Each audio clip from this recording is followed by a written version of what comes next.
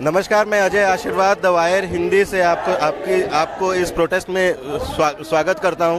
सहारनपुर में अभी कुछ ही दिन पहले एक जो घटना घटी जहां ठाकुरों ने दलितों के घर सबीरपुर गांव में जलाए, उसमें बहुत सारी बातें निकल कर आई थी। उसमें जब इसको एक दलित ठाकुर क्लैश के रूप में मीडिया ने प्रेजेंट किया था और उस बीच में एक ऑर्गेनाइजेशन भीम आर्मी, जिसका नाम बहुत उभरा था, जिसको बहुत सारे पत्रकारों ने कहीं नक्सलियों का नाम दिया, कहीं पे उसे एक अराजक ग्रुप के तरीके से नाम दिया। लेकिन आज हम देख रहे हैं जंतर मंतर में भीम आर्मी के नेता चंद्रशेखर, जिन्होंने उनके एक कॉल जो आज तक अंडरग्राउंड थे और उनके एक कॉल में जंतर मंतर में कम से कम 25 से 30 हज़ार की मात्रा में लोग आए हुए हैं यहाँ पे एक कॉल में, जो कि यूपी सरकार से ये दुहार लगा रहे हैं कि उनको जस्टिस मिले। आज हमारे सामने यहाँ पे है चंद्रशेखर, आज बहुत दिनों बाद अंडरग्राउंड से निकलकर यहाँ पर अभी कुछ ही देर पहले भाषण दिया। यहाँ पे हमारे साथ कुछ भीम आर्मी के सदस्य भी है जिनसे अभी हम बात करेंगे। आप कहाँ से आए हैं सर?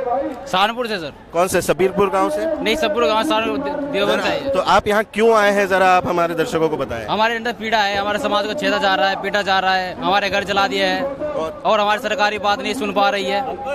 तो 1% भी सरकार हमारी तरफ नहीं है। क्यों आपको लग रहा है सरकार जो अभी योगी आदित्यनाथ की सरकार है, क्यों आपकी तरफ नहीं है? और सबीरपुर गांव ये सहारनपुर में क्या घटना घटी? क्योंकि हम लोग दलित है, हम लोगों को बरसों से दबाया कुचला जाता है। क्या हुआ था उसमें, आप बताएं जरा उस घटना में। जो गुज्जर समाज, ठाकुर समाज, जो सवर्ण जाति के लोग हैं, वो हम लोगों को अत्याचार कर रहे हैं। और वो जो महाराणा प्रताप है होगा कोई, उसकी वो जयंती निकालने के लिए वो 5 तारीख को जयंती निकाल रहे थे, तो उधर से वो हमारे जो बाबा साहब है और रविदास जी है उनको गाली देने लग गए।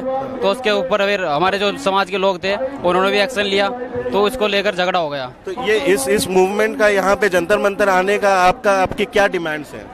हमारा डिमांड ये है कि हमारी सुनवाई हो और हमारे लोगों को न्याय मिले और जो हमारे लोग 27 लोग जेल में हैं उनको छोड़ा जाए। भाई इसमें मैं अपने दर्शकों को बता दूं कि इस घटना के बाद यूपी पुलिस ने कई FIRs जिनके घर जलाए गए थे उन्हीं के खिलाफ लगाया है। उसी के अगेंस्ट यहाँ पे ये प्रोटेस्ट करते हुए जंतर मंतर में आज भारत सरकार से ये गुहार लगा रहे हैं कि उनको जस्टिस मिले। तो आप सर बताएं कि आप कहाँ से आए हैं? हम सहारनपुर से आए। हमारा समाज बहुत ही पीछे है, घरों में आग लगा रखी है और बहुत ही हमारी सरकार सुन नहीं रही है। पुलिस प्रशासन वहाँ पर खड़ा था, कुछ नहीं कर रहा था।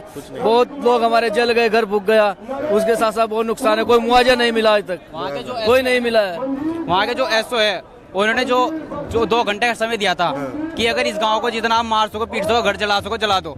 खुद PSC ने, पुलिस ने हमको जितवाया। और ये बताइए कि आप लोग दलित हैं और ठाकुर, आप लोग के वो गांव में जब रहते हैं तो किस तरीके का रिलेशन है आप लोगों के? हमको दबाना चाहते हैं अपने घरों। किस तरीके से दबाया जाता है आप लोग? कि अगर कोई अच्छे कपड़े पहन के निकलता है उसके कहते हैं हमारे से ऊपर निकल जाएगा, इसको बंद करो। अगर 4 लड़के खड़े हो जाते हैं उसको बंद करवाते हैं, पानी पीने नहीं देते। और आप ये बताएं, भीम आर्मी को आज अराजक ग्रुप बोला जा रहा है, एक नक्सली ग्रुप। आप लोग भीम आर्मी से कैसे जुड़े? भीम आर्मी को दबाने का वो करे जा रहा है क्योंकि RSS एक संगठन है। RSS बहुत ऊपर हुआ है संगठन। तो हमारा ये जो 2 साल की मेहनत है, जो इतना बड़ा भीम आर्मी खड़ा हो चुका, तो उन्हें डर लग रहा है कि हमारे से बड़ा संगठन तैयार हो गया। ये भीम आर्मी क्या है, जरा आप बताइए। भीम आर्मी एक हमारे जो पढ़े लिखे युवा है उन लोगों का संगठन है और ये कोचिंग भी देता है। जो हमारे समाज के जो कमजोर, जो शिक्षा में कमजोर है उनको कोचिंग देता है और समाज में कोई सुधार के कार्य है वो भी कर देता है। और जो बहुत सारे लोग समाज के जो जिस तरह के भी कार्य होते हैं वो हमारे भीम आर्मी के लोग करते हैं। हाँ जी। किस तरीके का समाज सुधार का काम करते हैं? किस तरह का, जैसे कि आपका कोचिंग देते हैं, फ्री में देते हैं ये। और किसी का अगर कोई ट्रेनिंग की व्यवस्था करनी हो, उनके पास पैसा नहीं है तो उसको ट्रेनिंग में भी भेजते हैं ये लोग जो है। और समाज में कोई किसी बहू बेटी की, किसी की बेटी की शादी हो तो वहाँ पर भी ये हेल्प करते हैं आके। ये आप लोग कुछ बताएं कि जैसे अभी कुछ दिन पहले सबीरपुर में जो घटना घटी, उसके बाद से भीम आर्मी जो आप कह रहे हैं जो समाज सुधार का काम करती है, उस पर नक्सली का ठप्पा लग गया, ये क्यों लगा? नहीं, ये हमारे द्वारा नहीं लगाएगा। ये जो है RSS के लोग जो है या भगवाधारी जो लोग हैं उन्होंने इन पे ठप्पा लगाया है। वरना जो हमारे जो भीम आर्मी के जो जितने भी सदस्य हैं वो सिर्फ समाज के उत्थान के लिए कार्य करते हैं और किसी प्रकार की कोई हिंसा का इत्यादि का कोई कार्य आज तक नहीं किया और ना ही वो लोग करते हैं। आप सीधा आप लोग भगवाधारी RSS को ये इस पे इल्जाम लगा रहे, क्यों लगा रहे हैं? क्योंकि हमारे वे 5000 साल से वे ऊपर वो ही करते आ रहे गुलामी, हम लोग को दबाना चाहते हैं। इसमें RSS का कैसा हाथ है? आप ये जरा। RSS क्योंकि हमारे जो वहाँ पिटाई हुई है वो भगवाधारी लोगों ने की है और पुलिस ने करवाई है खुद। वहाँ पुलिस प्रशासन सब मौजूद था, वहाँ से DM SDM सब थे। 2 घंटे का समय दिया था लेकिन इस गांव को जितना जला सको जला दो, जितना मार सको मार दो, तलवारों से, छुरी से, पिस्टन वगैरह सब थे उनके पास। तो आप लोगों ने, आप लोगों के पेट में जो गर्भवती महिला उनको भी नहीं छोड़ा। आप लोगों के घर जब जलाए गए उसके बाद आप लोगों ने क्या एक्शन लिया? वहाँ पे हमारी जनसंख्या बहुत कम थी, इसलिए हम लोगों को गाँव से छोड़ना पड़ा। तो ये चंद्रशेखर जी के आह्वान पे आप लोग यहाँ पर सब आए हैं। तो चंद्रशेखर जी आप लोगों की कब से अगुवाई कर रहे हैं? करीब 4 साल से। अच्छा, और ये जैसे ये बता रहे थे कि वहाँ कोचिंग देते हैं, पढ़ाई करवाते हैं, क्या कराती है भीम आर्मी हमारे दर्शकों को? भीम आर्मी का स्पेशल जो माध्यम है वो शिक्षा के ऊपर आधारित है, क्योंकि प्राइवेट जितने भी स्कूल, सरकारी स्कूल जितने भी हैं उसमें बच्चों को पूरी शिक्षा नहीं मिल पाती। एजुकेशन के जितने भी हमारे भाई हैं वो उन बच्चों को मतलब लास्ट टाइम 4 घंटे इंग्लिश मीडियम और बाबा साहब के बारे में अच्छी शिक्षा का प्रदान करते हैं। वो जो लड़के हर गांव में तो छंटे जाते हैं, वो भीम आर्मी संगठन के कार्यकर्ता उन्हें वहाँ के सम्मानित आदमियों को जो शिक्षित लड़के हैं वो उन बच्चों को पढ़ाते हैं, वो शिक्षा ग्रहण करते हैं। क्योंकि प्राइमरी स्कूल में, यहाँ पे सरकारी स्कूलों में जिला सहारनपुर के अंदर किसी भी बच्चों को सरकारी मतलब इतनी एजुकेशन नहीं मिल सकती। वो तो सिर्फ वहाँ क्या दलित बच्चों के साथ दुर्व्यवहार होता है सरकारी स्कूलों में? सरकारी बच्चों के साथ दुर्व्यवहार ये होता है कि उन्हें सिर्फ खाने तक सीमित रखा जाता है। खिचड़ी के बारे में बताते कि आज खिचड़ी बनी है, आज ये बना, आज वो बना है, लेकिन शिक्षा का माध्यम उनके लिए कोई नहीं है। और ये अब बताए कि जैसे ये इस जो सहारनपुर के घटना में ये जब हुआ तो इसमें भीम आर्मी का नाम कैसे उछला, उन्होंने क्या किया? क्योंकि भीम आर्मी जिला सहारनपुर से करीब 5 साल से ये दलितों के लिए काम कर रही है, क्योंकि उधर बहुत गरीब है, इसलिए उत्पीड़न उनके साथ ज्यादा होता है। जातिवाद के नाम पे ये भाई साहब चंद्रशेखर आजादी किसी भी दलित भाई के साथ अगर कोई अत्याचार होता है तो ये एकदम से मतलब सामने में सहयोग करते हैं। किस तरीके का सहयोग? सर पहली चीज तो चंद्रशेखर भाई को हम दलित सबसे बाउंड नहीं करना चाहते हैं। सर थोड़ा सा पीछे आएगी नहीं। सबसे पहले तो दर्शकों को मेरी तरफ से जय भीम, जय पेरियार, जय कांसीराम।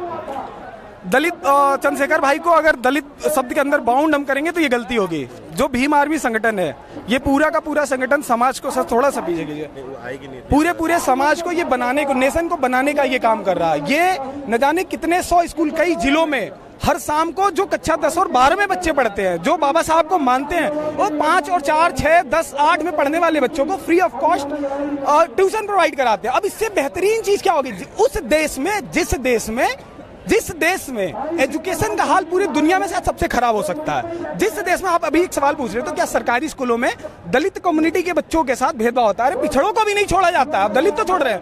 मैं बहुत अच्छे कॉलेज से, ग्रेटर नोएडा के एक बहुत रिप्यूटेड कॉलेज से पढ़ा हूँ। वहां मुझे मेरे 4th ईयर में मुझे बोला गया था तू साले चमार है, और क्लासरूम में इस चीज को बोला गया था और कैंपस में बोला गया था। ये इंजीनियरिंग कॉलेज की मानसिकता है। दिल्ली के one of the best institute में से आने वाले, वहां पे जातिवाद है, बच्चे क्लियर बोलते हैं, नहीं बोल पाते मुंह पीछे, और बहुत अच्छी फैमिली से आने वाले बच्चे हैं। तो सर इस देश में लोगों की मानसिकता, इस देश के 95% लोग बीमार हैं, सबसे पहली चीज। अब मुझे ये चीज पूछना है कि अभी यूपी में सरकार बदली है, बीजेपी की सरकार आई है, योगी आदित्यनाथ जी की सरकार आई है। इस तीन महीने में आपको किस तरीके का उनका नारा है सबका साथ सबका विकास, क्या आपको लगता है कि उस तरीके से कुछ हुआ है? सर मैं गोरखपुर से हूँ और मेरे इतना ज्यादा सफर किसी ने नहीं किया होगा, ठीक है। हमने कितने दंगे देखे हैं। मेरे भाई हाई स्कूल और इंटर में थे तब वो कर्फ्यू के बीच जाते थे एग्जाम देने। सर एक लीडर ऐसा होता है जिसका 96-95 के करीब में उसका उभार होता है और पूरा शहर तब से जलना शुरू हो जाता है। बड़े अच्छे इंसान को सीएम बना दिया गया, कोई नहीं, भारत का और उस भारत के एक राज्य, बड़े स्टेट जो पॉलिटिकली सबसे बड़ा है, उत्तर प्रदेश का भविष्य अगर ये सब चलता रहा तो कोई बहुत बड़ी चीज नहीं है कि पूरा का पूरा उत्तर प्रदेश जितना बहुजन राजनीतिज्ञों ने, चाहे मुलायम सिंह यादव जी हो या बहन मायावती जी हो, और जिन्होंने बाबा साहब को और लोहिया को अपना आदर्श मान के उत्तर प्रदेश जहां जातीय वर्चस्व इतना बुरी तरीके से था उसको तोड़ा और इसको ऊपर ले गए। जरूर बहुत ज्यादा दिन नहीं कि वो सारी चीजें वापस लौट आएंगी। अगर भारत का हर एक समाज का, हर एक धर्म का एजुकेटेड बच्चा बाबा साहब पेरियार और लली यादव जगदेव कुशवाहा को अपना आदर्श मान के अगर इन समाज के लिए काम नहीं करेगा तो उत्तर प्रदेश 1970 में पहुंचने से बहुत ज्यादा दूर नहीं है, बहुत जल्दी पहुंचने वाला है। तो ये एलिगेशन लगा रहे हैं कि ये जो सरकार है ये सिर्फ ऊंची जातियों के लिए काम कर रही है और पिछड़ों के लिए नहीं कर रही है, क्या आपको ऐसा लगता है? बिल्कुल ऐसा बिल्कुल हो रहा है। जैसे कि बताओ अभी मिर्जापुर में घटना हुई है, बाबा साहब अम्बेडकर की प्रतिमा को तोड़ दिया गया है। अभी योगी आदित्यनाथ मेरठ आए थे शायद फरवरी हाल ही में ही मेरठ में आए थे।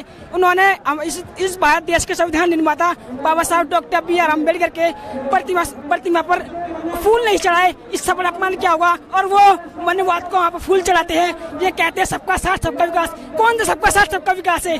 अगर मोदी की सरकार कहती है सबका साथ सबका विकास, तो हम चाहते हैं जहाँ बच्चों को बाबा साहब अम्बेडकर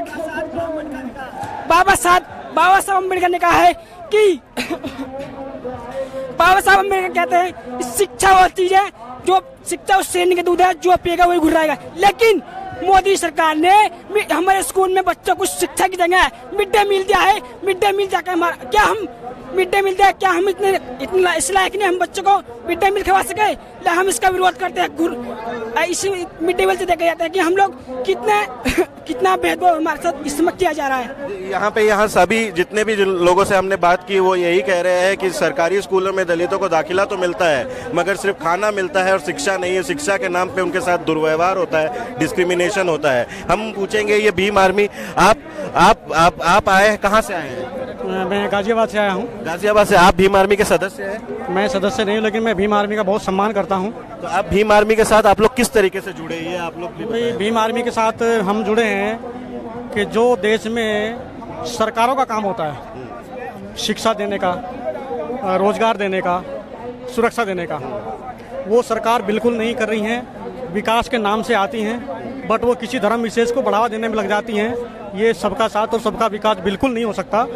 और ये भाई चंद्रशेखर अपने क्षेत्र में, अपने देश में ये काम करने जा रहे हैं। हम इसलिए इसका सम्मान करते हैं और इनको हम पूरा बढ़ावा देंगे, जितना हो सकेगा पूरा सहयोग करेंगे। और हम चाहते हैं कि जिस तरह से लोग झूठ बोल के सरकार बनाते हैं और फिर लोगों का दमन करते हैं, उत्पीड़न करते हैं, इसको बिल्कुल भी सहा नहीं जाएगा, चाहे ईंट से ईंट बजानी पड़ जाए। आप बताइए भीम आर्मी को आप किस तरीके से देखते हैं? एक राजनीतिक संगठन की हैसियत से देखते हैं या फिर एक समाज सेवा सुधार की जो सुधार करती है उस ऑर्गेनाइजेशन?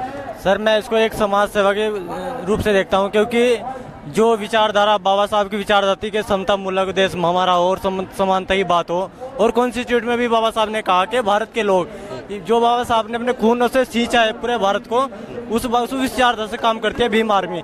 भीम आर्मी एक ऐसी विचारधारा है, इसका बच्चा समर्थन करता है। हमारे देश का जो लोकतंत्र है एक ऐसे लोकतंत्र से गैर लोकतंत्र हो रहा है, क्योंकि जो इतने प्रसिद्ध देश है, जापान हो गया, अमेरिका हो गया, न्यूट्रॉन हो गया, आइलैंड हो गया, ये सब क्या कराते हैं? बैलेट पेपर कराते हैं इलेक्शन। लेकिन हमारे यहाँ क्या है? इलेक्ट्रॉनिक मशीन कराते हैं, क्योंकि मशीन किसने बनाई?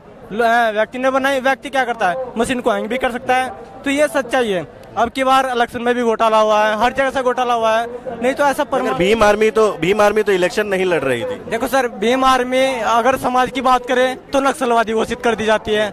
अगर भीम आर्मी अपने हकों के लिए, अपने समाज के हकों के लिए लड़े, क्योंकि इस समाज के अंदर सबसे बड़ी विडंबना रही है। बाबा साहब ने कहा है जब तक आप इस समाज में रहोगे तब तक आपको दंड अपमानित विचार सहना पड़ेगा, और जब तक आप इस धर्म को ठोकर नहीं मारोगे तब तक आपको सम्मान नहीं मिलेगा। जैसा कि हम देख रहे हैं यहाँ पे भीम आर्मी के ज्यादातर सदस्य युवाओं में से आ रहे हैं। यहाँ हमारे साथ एक सीनियर भी है, उनसे हम पूछेंगे कि वो आप क्या भीम आर्मी के साथ जुड़े हुए हैं? नहीं, हम भीम आर्मी से नहीं जुड़े हैं, लेकिन फिर भी हम उनके सपोर्ट में आए हुए हैं। अच्छा, तो आप क्यों सपोर्ट कर रहे हैं इनका? अभी सबीरपुर के घटना के बाद भीम आर्मी पे काफी लांछन लगे, जैसे वो नक्सली है या अराजक सदस्यता है उनकी, या अराजक ग्रुप है। तो क्या सोचते हैं आप इसके बारे में? इनके पास कहने के लिए और कोई शब्द ही नहीं है ना, इसी जोड़ सकते हैं। उनके इनसे पूछो नक्सलवाद की डेफिनेशन क्या है, नक्सलवाद है क्या? भाई जो आदमी सताया जाता है उसको मतलब जब वो तो अपने बचाव कुछ ना कुछ तो करेगा ना। उसको आप नक्सलवाद कह लो, आतंकवाद कह लो, कुछ भी कह लो, लेकिन हम लोग मतलब मेन समस्या क्या है? मेन समस्या जो है उसी के लिए लड़ रहे हैं ना, कि प्रत्येक आदमी को चाहिए क्या? हम अपने हक के लिए लड़ रहे हैं। हक की लड़ाई है, यहाँ कोई मतलब लड़ाई नहीं है। जहाँ जिसका हक नहीं मिलेगा, मतलब आदमी को सीधे नहीं मिलेगा, कानून सारा लेगा, तो हमारे पास लास्ट ऑप्शन भी है। आप भीम आर्मी के साथ क्यों जुड़े? हम भीम आर्मी के साथ इसलिए जुड़े हैं क्योंकि ये भीम आर्मी सेना एक बड़ा संगठन हो रहा है, और ये संगठन काफ़ी फैल रहा है और हक की लड़ाई लड़ रहा है। ये दलितों की, मुस्लिमों की भी हक की लड़ाई लड़ रहा है, और आगे ये बहुत बड़ा संगठन के तौर पर रहेगा, और अपने जो समाज के लोग हैं उनकी सहायता करेगा हर हाल में। तो हम उसके साथ हैं।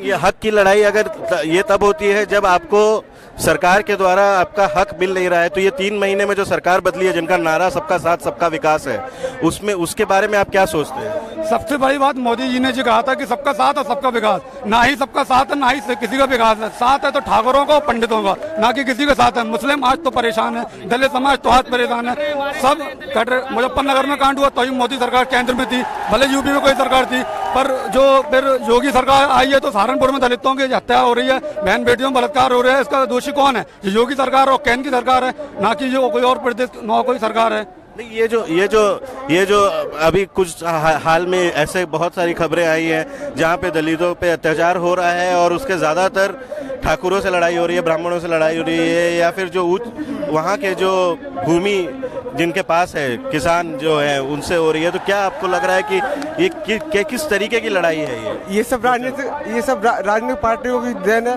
बीजेपी की देन है कि दलितों पर अत्याचार होता है तो देश का प्रधानमंत्री कहता है कि मुझको गोली मार दो, जबकि वो देश का एक राजा होता है। तो राजा जब ऐसे बर्ताव करेगा, तो राजा जब डर रहा है तो बताओ दलित क्यों नहीं डरेगा? तबकि हमारे देश के प्रधानमंत्री को कहना चाहिए था कि दलितों को जो मारेगा उनको सीधा जेल में डाल दो। क्यों हो रही है ये लड़ाई? सिर्फ भगवान बीजेपी का रंग। क्या क्यों ये लड़ाई जो अचानक से बहुत बढ़ोतरी में है, वो अचानक से बढ़ गई है यूपी में खास करके, वो क्यों आपको क्यों लग रहा है? उसका मूल कारण क्या है? देखिए, उत्तर प्रदेश में अगर जहां तक आप बात कर रहे हैं तो वहां 17 साल बाद राजपूतों की सरकार आई है। तो 17 साल से राजपूतों को लगता था कि जो हमारे ठाकुर कहा करते थे वो 17 साल से उनकी ठान निकल गई, कुरकुर रह गई थी। तो उसका मतलब क्या था? वो लोग अपने आप को दबा सहमा महसूस कर रहे थे, क्योंकि इस देश का जो बहुसंख्यक समाज है, जिस दिन वो जागृत हो जाएगा या हो रहा है, उसके सामने उन सब की जितनी भी एक अहमियत है या अहम उनके अंदर भरा हुआ है कि हम इस देश के क्षत्रिय हैं, राजपूत हैं और हम इस देश पर शासन कर सकते हैं, तो उनको वो गलतफहमी है।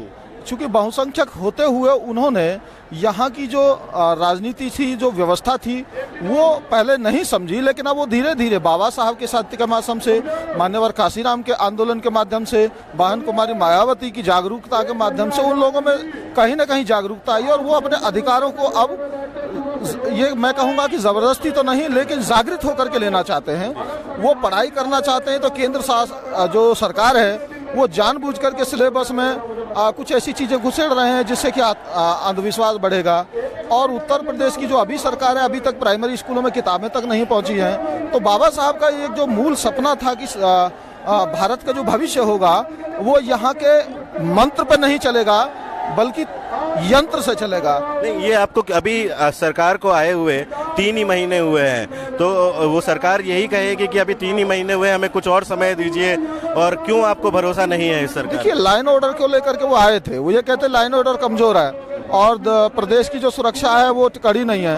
तो हम ये कह रहे हैं कि पहले वो अपना लाइन ऑर्डर 3 महीने क्या एक दिन में लाइन ऑर्डर दुरुस्त हो जाता है? जिस दिन आप शपथ लेते हैं उसी दिन आप लाइन ऑर्डर को जो है मजबूत कर सकते हैं, उस पर कितने ही निर्देश देकर के उनको रोका जा सकता है। लेकिन 3 महीने में इतने बड़े बड़े कांड हो रहे हैं कि सहारनपुर में दलितों के 60 70 घर जलाए जा रहे हैं, संभल में एक बंद मकान में जाकर के महिलाओं को पीटा जा रहा है, बदायूं में कभी यादव को पीटा जा रहा है, और एक नाई अगर जो घोषणा करता है कि मैं बहुजनों के बाल काटूंगा उसको जबरदस्ती पीट करके घर में घुसोड़ा जा रहा है। तो ये क्या है?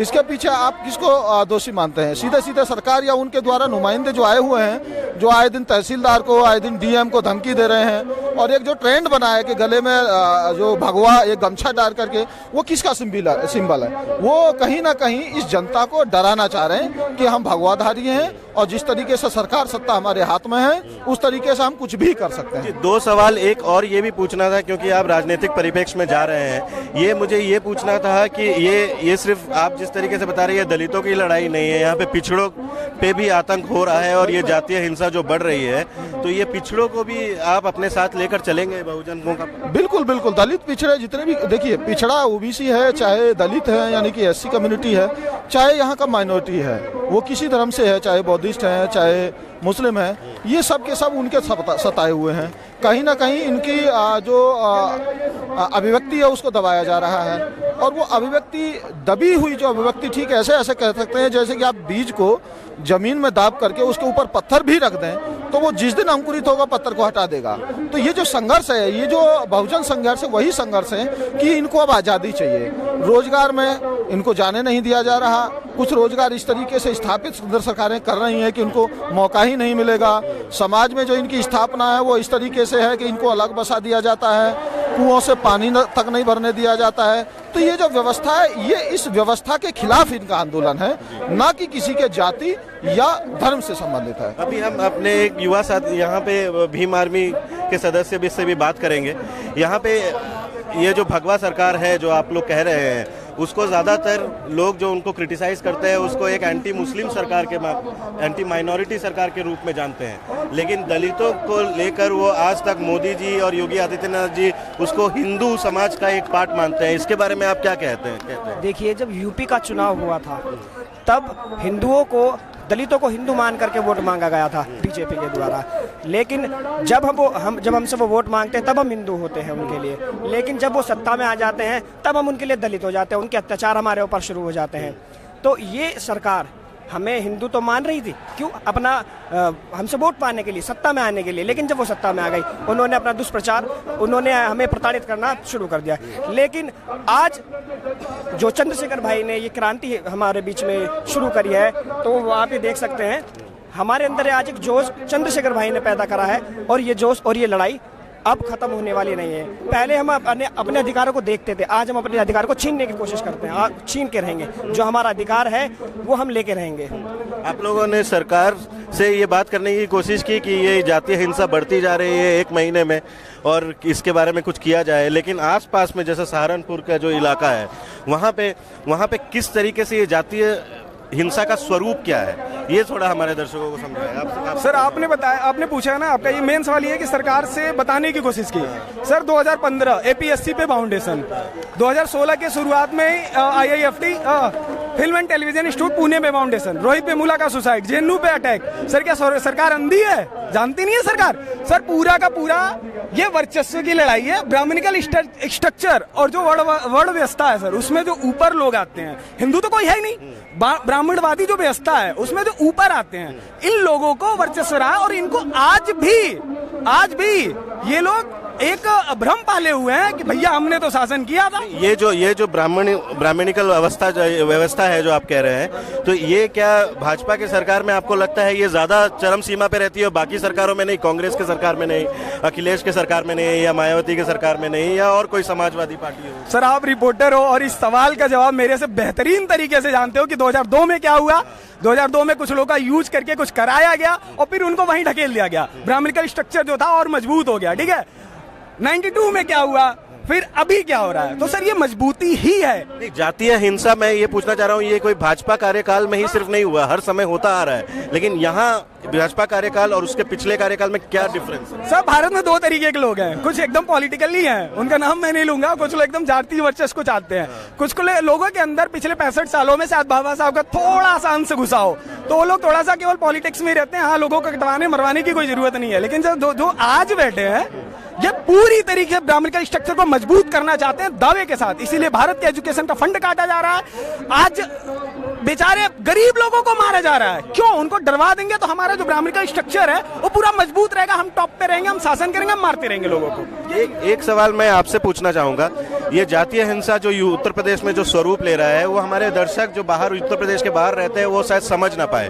तो आप अगर ये गांव में ये जातीय हिंसा का क्या स्वरूप है और किस तरीके से ये होता है, इसके बारे में जरा आप थोड़ा बताएं। ऐसा, मैं हरियाणा से हूँ, हरियाणा दिल्ली से। आप भी भीम आर्मी में है? हाँ जी, भीम आर्मी में हो जाएंगे, अगर नहीं है तो जी उसी के लिए आए हैं। तो हरियाणा के अंदर क्या स्थिति है, चाहे वो पिछला राज हो चाहे अब राज हो, हमारे गांव के अंदर ना तो घोड़ी पे बैठ सकता दलित, और अभी लेटेस्ट में 4 कांड हुए हैं। अगर घोड़ी पे दलित बैठेगा, राजपूत लोग, दबंग लोग उसको घोड़ी से नीचे उतार के और उसके जो सिर के ऊपर बांधा जाता है हिंदू रीति रिवाज के ऊपर, उसको पैरों से उछाला जाता है। और हमारी लड़की के साथ अगर मान लो को रेप हो गया है, लड़की के साथ रेप हो गया, तो उसी टाइम सरपंच तुरंत जाके एसएचओ को बोल देते हैं फलाना फला ये कांड हुआ है, हमारा आदमी वहां तरस्त है, लड़की के साथ बलात्कार हुआ।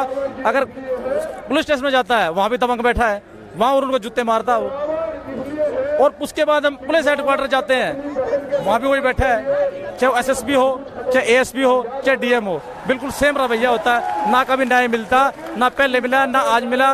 रूटीन में पहले भी ऐसे हो रहे थे, अभी एक लड़की का बलात्कार हुआ है यहाँ, जो दिल्ली में तो हुआ था, लड़की का नाम चलो वो गलत था, निर्भया करके पूरे वर्ल्ड में उसका निर्भया से बुरा हाल किया गया है। एक कमरा उनके पास गाँव के अंदर रहने के लिए, उनके पास एक अपने ये टॉयलेट भी नहीं है उनके घर में, और उस लड़की का बहुत बुरी तरीके से उसका शोषण किया गया और उसका मर्डर कर दिया गया। लेकिन वो मेरे ख्याल शायद आपको भी पास नहीं खबर आई होगी, वो वहीं रह के दब के रह गई है वो खबर है। वो ये जैसे कि ये भीम आर्मी में ज्यादातर सदस्य जो है वो पढ़े लिखे नौजवान हैं, और इसी सिलसिले में मैं एक सवाल पूछना चाह रहा हूँ कि ये जो दलित जो पढ़ाई लिखाई करके आगे बढ़ रहा है, इसका क्या गांव में उसकी प्रतिक्रिया हो रही है ऊपरी ऊंची जातियों से? देखिए, एक्चुअल में केंद्र सरकार की नीति आप जान ही रहे होंगे कि उन्होंने जो गांव से पढ़कर के जो दलित लोग बाहर की यूनिवर्सिटी में आते थे, जैसे कि दिल्ली में आते थे, तो ये क्या करते हैं कि जो उनको रिसर्च के रूप में एक फेलोशिप मिलती थी, इन्होंने वो फेलोशिप बंद कर दी। उसका नतीजा क्या होगा? वो गांव में तो फेलोशिप कोई समझते नहीं है। जितने स्टूडेंट हैं, जब उनकी पढ़ाई करने की एक जो सामर्थ्य नहीं है, वो किसी तरीके से पढ़ाई कर रहे थे, तो वो रिसर्च में देख रहे थे कि ये केंद्र की सरकारें हैं, वो क्या क्या स्टूडेंट के साथ में कर रही हैं। जब उनकी आवाज़ यानी वो पढ़ ही नहीं पाएंगे तो इनका भंडाफोड़ कैसे करेंगे? गांव का अनपढ़ व्यक्ति इसको नहीं जानता है। गांव का ठाकुर और ब्राह्मण इसको किस तरीके से झेलता है? देखिए, अभी एक सर्वे हम लोगों ने किया था, थोड़ा सा मैं उसका उदाहरण दूंगा कि सर्वे किया था कि कितने ब्राह्मण परिवार में कितनी भैंस हैं और कितने पढ़े लिखे लोग हैं, और कितने जाट जो पिछड़ी जाति में आता है और अनुसूचित जाति में भैंस हैं, और कितने पढ़े लिखे लोग हैं। तो सर्वे में हमने रिजल्ट पाया कि ब्राह्मण परिवार में एक गाय हुआ करती थी, और जितने भी परिवार में मेंबर होते थे वो सब के सब पढ़े लिखे होते थे। जाट या गुजर परिवारों में 10 भैंस हुआ करती थी, और उस 10 भैंस को पालने में पूरा परिवार में इन्वॉल्व रहता था। इसका मीनिंग है कि उसकी भैंस पंखा में ना धो करके बैठी है, और वो एकदम दबा कुछ यानी कि अपने को सना महसूस है। तो उससे मतलब था कि वो केवल प्योर दूध पीने के चक्कर में ये सब कर रहे थे।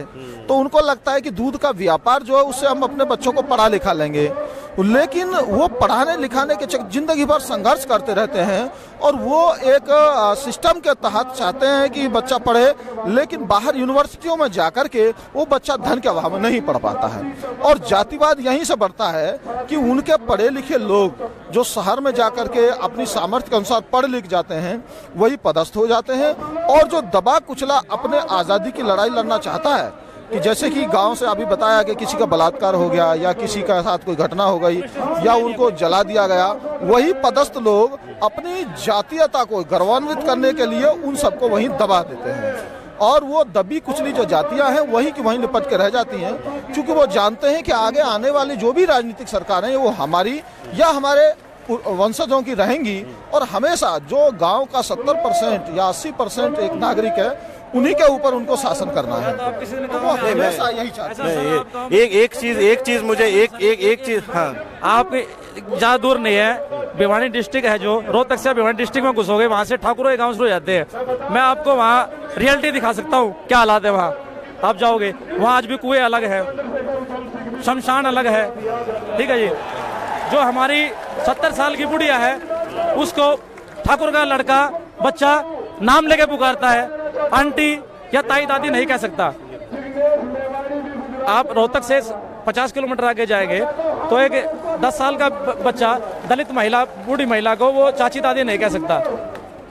नहीं, यही चीज मैं यहाँ पे आप देख रहे हैं कि किस एक और सर, जो क्या नाम है, ये हमारे वहाँ जो पढ़ी लिखी महिला थी हमारे पड़ोस की खरक गांव में, और वो वहाँ हेडमास्टर थी, काफी साल रही, लेकिन उसने अपना गिलास अलग रखा चाय का के लिए, उसने अपने गिलास में चाय लेनी पड़ती थी। आपने महिलाओं की बात की है, 1 मिनट हम कुछ महिला साथी यहाँ पे जो इनके आए हैं यहाँ पे, उनसे भी हम बात करना चाहेंगे। मैम, आप भीम आर्मी के सपोर्ट में आई हुई हैं?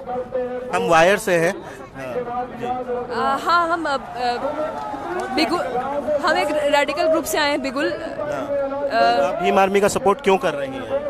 क्योंकि जो हो रहा है वो बहुत ही गलत हो रहा है, और इसके खिलाफ हमें लड़ना चाहिए और जातिवाद को हटाना चाहिए भारत से।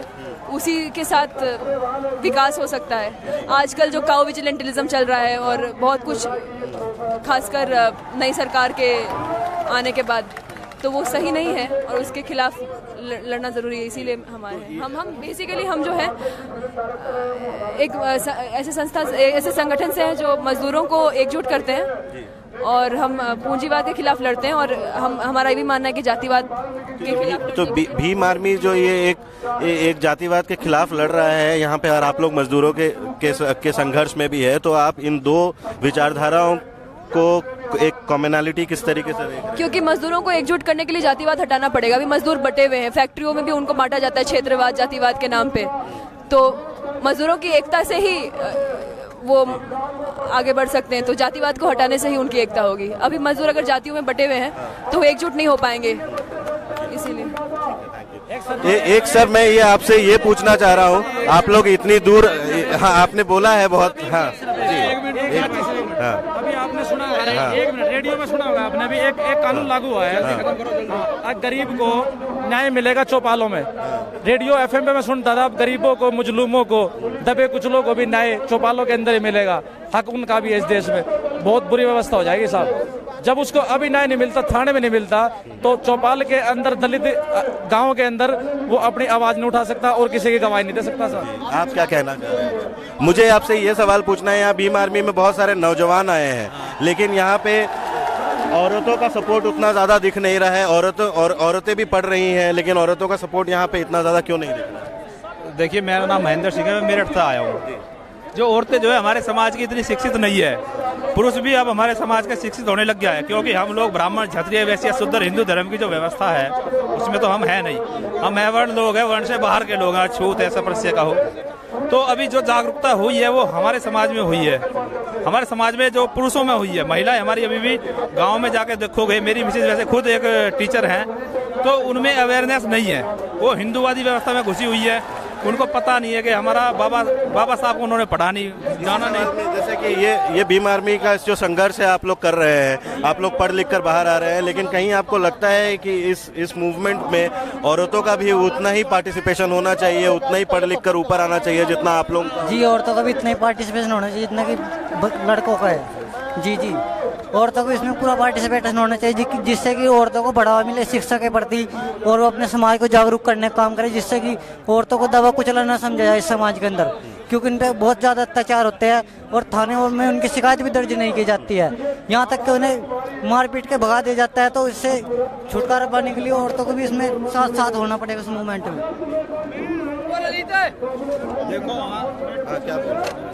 जी, मैं बोलना चाहता हूँ सब सर्वप्रथम जय भीम नमो बुद्धाय, और अपनी बात को एक शायरी के माध्यम से बताना चाहूँगा कि खोला नहीं जो खून अभी तक, खोला नहीं जो खून अभी तक, वो खून नहीं पानी है, और जो भीम मिशन में काम ना है बेकार वो जवानी है। बाबा साहब जी, हो गया। अब जैसा कि आप लोगों ने सुना, समाज से लेकर सरकार तक हर जगह जो पिछड़ा वर्ग है, जो बहुजन है, वो जो दलित और पिछड़े, वो अपने आप को कहीं एलियनेटेड फील कर रहे हैं, नकार दिए गए हैं किसी तरीके से। इनमें ये बिलीफ है। आज इस प्रोटेस्ट की सफलता के बाद कहीं ना कहीं मोदी सरकार और योगी आदित्यनाथ सरकार को ये समझने की ज़रूरत होगी कि क्यों इस तरीके के मूवमेंट हो रहे हैं, और सिर्फ जस्टिफिकेशन देने से कोई लाभ नहीं होगा, अगर सही में उनका नारा सबका साथ सबका विकास है। नमस्कार, मैं अजय आशीर्वाद, अखिल कुमार कैमरा के साथ जो कैमरा कर रहे हैं हमारे वायर हिंदी के लिए। नमस्कार।